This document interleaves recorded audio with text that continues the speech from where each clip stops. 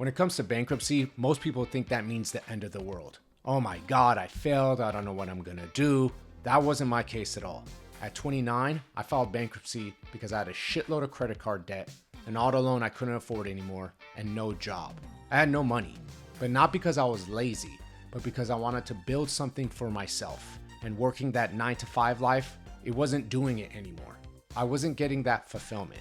And for me, I needed to hit rock bottom because that soft approach shit wasn't working. So I forced myself the hard way.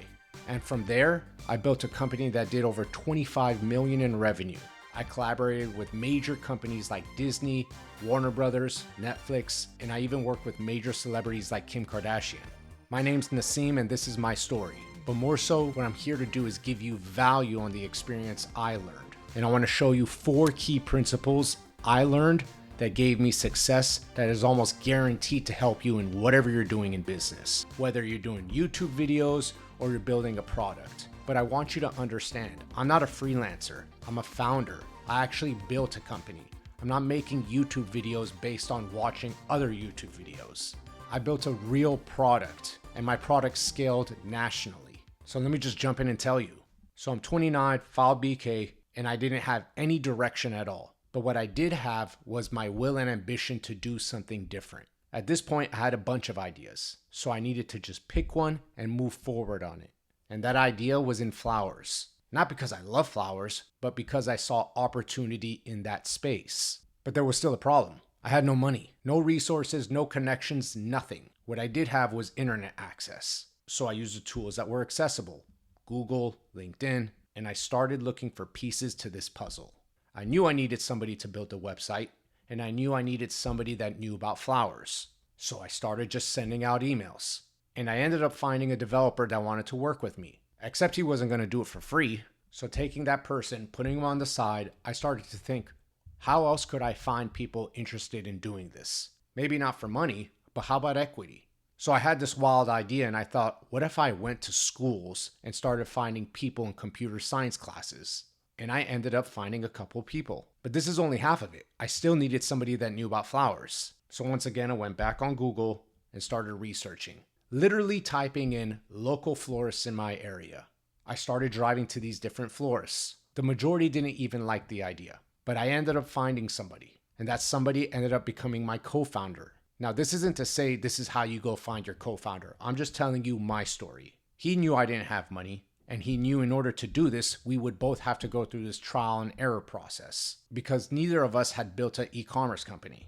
That trial and error process took almost 2 years. So I had no option but to go work a 9-to-5 again. But it just wasn't at one job. It was at 5 different jobs because I couldn't stand that I'm working a 9-to-5 again. So I'd work for somebody and then quit and then do it again and then do it again. But what was consistent was every time I was off work, I would continue to work on this idea. And that's the first key principle. Never stop your momentum. How bad do you want this? What are you trying to do? You don't need to know it all at this point. You take that idea and you work on it slowly. But just don't stop. Block out all that noise. The friends telling you this is wrong, family, this, that. Delete it all. Keep that momentum going. So it's around 2014 now and the company was starting to take shape. And I'm not going to hide anything here. The name of that company was Roseshire. The product was luxury roses in a box. I didn't reinvent the wheel. I just took what was out there and I made it look better. I made it more luxurious. This was the idea. This was the product. But it's not like we launched and there were so many orders coming in. No one knew we even existed. There was no traffic. There was no buzz. Outside my circle of friends, we didn't exist. So I knew we needed the awareness. So what did I do? I went back to the resources I had, Google and LinkedIn, and I started to email 50 to 100 different editors at different media publications. It was a simple pitch. We created luxury roses in a box. 99% of them didn't even reply back, but one person did, and she was a contributing writer at Forbes. It just so happened she was covering gifts. So she did a quick interview with me, wrote a small article, and a few days before Valentine's Day the following year, that article went live. Now let me tell you, in between that time and the year prior when we launched, we probably had 20 orders and half of them were from friends. But the night that article went live, we sold out. Now I'm not going to tell you we made millions. I only had 150 boxes to sell. But it didn't matter. That's all that I needed. I needed to know, do people want this product and would they pay for it? And that's your second principle. Find your one yes. Whether it was my co-founder wanting to work with me or this person at Forbes, I got both of them excited. Create the excitement. Find your one yes through excitement. What are you doing this for if you don't believe in it? What are you doing this for if you're not excited about it? But you have to share it. We're in an age of AI where everything is turning robotic. Bring your emotions out. Put your excitement on the table. Use that first principle to get to the second one. Find your one yes. Keep going until you do. It's difficult to explain the feeling when you build something and watch people paying for it. There was sort of this new energy that I hadn't felt before. So I took that energy and I doubled down on my strategy. Once again, just using the resources I had. But this time I also turned to social media. I started messaging influencers. Not 10, not 50, but hundreds. I treated it like a job. I started sending products to them and they started to share the product. Not because I asked them to, but because the product was so unique. It was different. So we're approaching Mother's Day that year and I used the same strategy for Forbes. In fact, I hit up that same contributing writer. And once again, we sold out. And that awareness brought the editor of Kim Kardashian.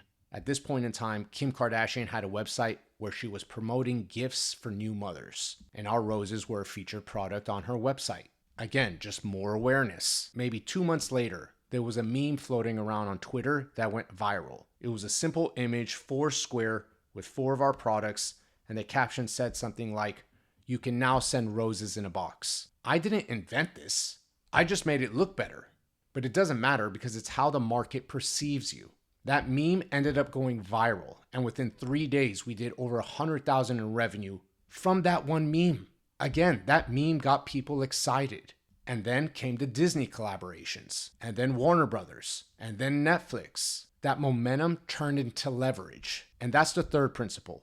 Momentum creates leverage. Leverage is your machine. This is how you grow. This is how you scale. Whether it be through a cool product or a large following, use that leverage to your advantage. Build a machine that's going to work for you. The revenue continued to climb. The brand was getting stronger. But behind the scenes, I was getting way too comfortable. In fact, I was letting off the gas. And at this point, this is where I started to make stupid decisions. Instead of doing the work that I was good at, I started to hire people to do it for me. The team started to get bigger. I started renting more warehouses.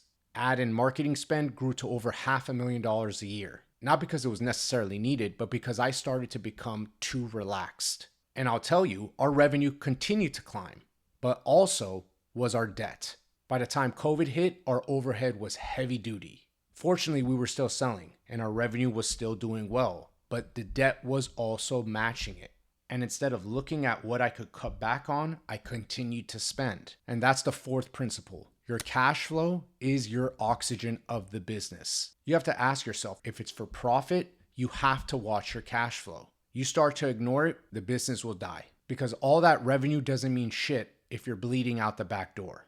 And that's what was happening. I had time to turn it around and I didn't. So in 2024, I had to face reality and close the business down. But as I sit here telling you this story, I don't look at this as failure. I look at it as a decade of knowledge and experience. Not from watching someone else do it, from doing it myself. Those lessons are invaluable. And the majority of people have fear to seek that knowledge. That doesn't mean you need to fail. This is just my experience. But failure is also the beginning of being stronger, the beginning of being better. So recap, never stop your momentum. Block out all the noise, block out all the voices, keep pushing forward. If you believe in it, that's all you need. Find your one yes. Your one yes may need to be multiple yeses, depending on what you're doing.